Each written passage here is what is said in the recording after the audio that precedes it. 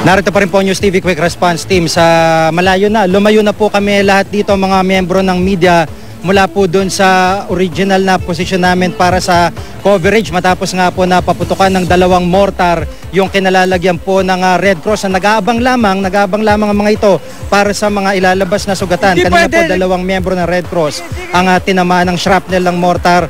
Meron pong isang sundalo rin na tinamaan po at dinala po ng ambulansya at ngayon nga po ay meron pa rin pong konting putok. Ito po may isa pong tinatalian po ang binti na miyembro po ng Red Cross. Ito pong nakatayo ito medyo yumuko. Ayaw po niya magpa-interview sa atin pero siya po ay may tama at duguan po yung kanyang binti at kanang tenga. Nabigla nga po ang lahat dahil nga po sa ginagamit na o ginagawang assault ng militar papasok ng Lustre Street na ito po yung pinaka-vantage point ng mga sundalo o ng mga miyembro ng MNLF at habang uma-advance po yung mga sundalo at ginagamit po yung kanilang mga tangke ay sunod-sunod na putok po ng mortar ang inabot po ng mga sundalo at mga miyembro ng media pati na po itong mga miyembro ng Red Cross. Bukod po dyan ay habang nagbabalita po tayo ngayon ay isang malaking sunog pa rin po nangyayari sa may barangay Santa Catalina at ito nga po nakikita nyo yung bombero hindi makaresponde dahil nga po pinapuputukan hindi lang ng mga sniper kundi pati na rin ng mga miyembro ng MNLF na may daladalang mortar. So yung pong pati yung mga usyosero dito na nakikita nyo naglayo nagtakbuhan siguro po humigit kumulang 1 kilometro yung tinakbo naming lahat dito para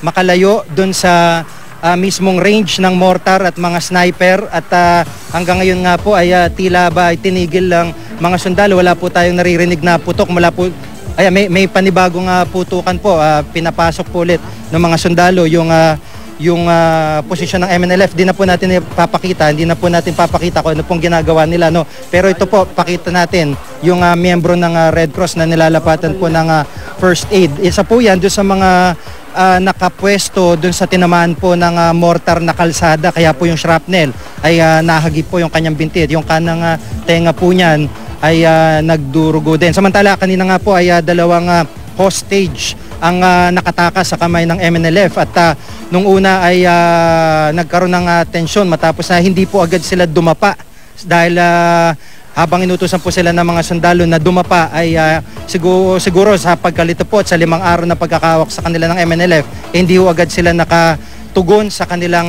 pinag-uutos. Narito po ang aking report.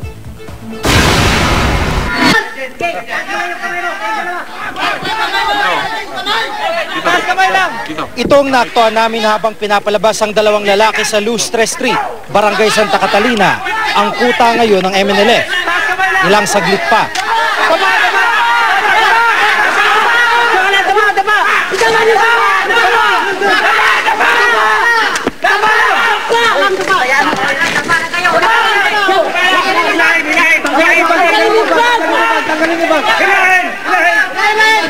May cellphone.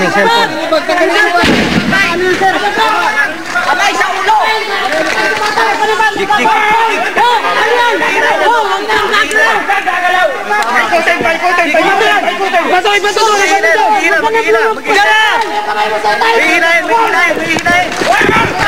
Agad na tinanggal ang kanilang mga backpack sa pag-akalang may lamang bomba mga ito.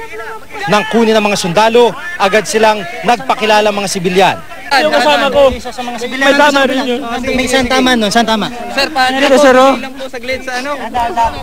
Dandahan. Nagpamilit lang kami makataka, sir. Sige. Ano mabuhay? Ito, okay na to. Okay. Ay, May sugat po siya sa kaliwang balikat. sige lang kuya, taalagaan ka namin dito. Ang dalawang lalaki, 5 araw nang nakulong sa Barangay Santa Catalina. Hawak sila ng grupo ni Haber Malik. Ayon sa isa sa iniling na itago ang kanyang mukha, siya raw ay may tindahan sa lugar na inukupa rin ng mga miyembro ng MNLF. Kami yung panangga, human shield kami. Pag 160-100. Pag nagigipit sila, kami yung nagiging human shield. Kawawa rin yung mga bata doon, sir. Maraming 3-year-old. May pamilya ka doon pa? Sa loob? Wala akong pamilya doon, sir, kasi nakasipti yung pamilya ko, yung kasamaan ko iba doon. Kawawa yung mga bata.